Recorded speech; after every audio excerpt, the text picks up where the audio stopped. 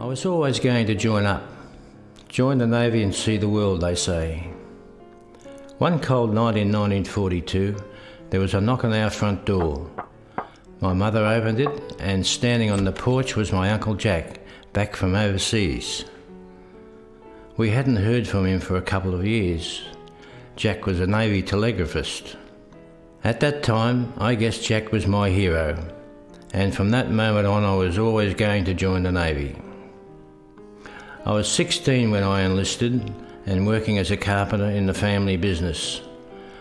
I received my call-up notice to report to HMAS Cerebus in March 1952. This was during the Korean conflict. The initial training was pretty tough and no excuses were entertained, as we were expected to be competent when we joined our first ship. I was selected to specialise in radio communications, telegraphist, just like my Uncle Jack. A day finally came when we were allotted our initial posting to a ship. I was hoping to be posted to a destroyer. Destroyers were the favourite. They were known as greyhounds of the fleet, fast, effective units where their crews had that special something that seemed to set them apart. Imagine my delight when I was posted to HMAS Runner, a tribal class destroyer which had earned her battle stripes during World War II.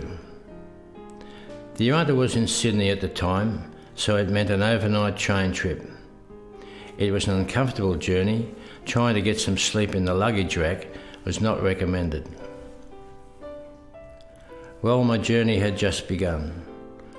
Arunta was at anchor in harbour close to where the Opera House is now. I was ferried to the ship, and as we drew close I remember how big she seemed to be. Next I was on board and met my petty officer, who told me to unpack quickly and report to the wireless office.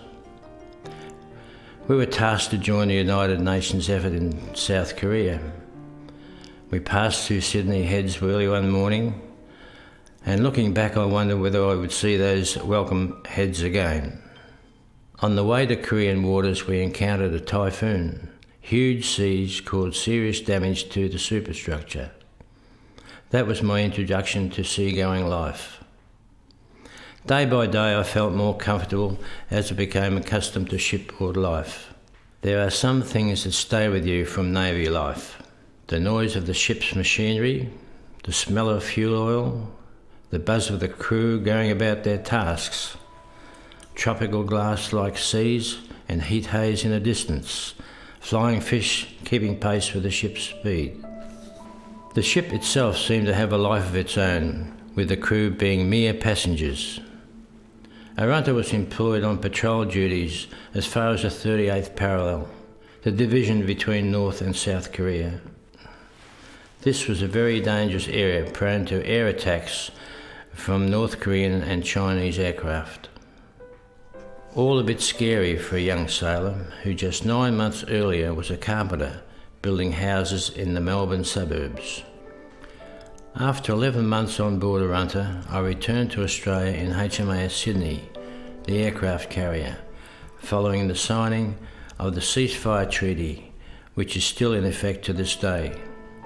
I went to the UK to commission HMAS Melbourne in 1956, where I married Brenda, and after a year I returned to Australia and was one of only 2 selected for exchange duty with the British Navy at Admiralty Communications Centre from 1959 to 1961. After 34 years, I have been left with a legacy of not only wonderful memories, but some that were quite tragic. For example, my time with the search and rescue and the trauma of the loss of life resulting from the collision of the HMAS Melbourne and Voyager. So from a young raw recruit to a senior warrant officer, it has been an incredible journey. I served on a total of 12 ships and as many shore stations, both here and overseas. But after all of this, you never forget your first ship.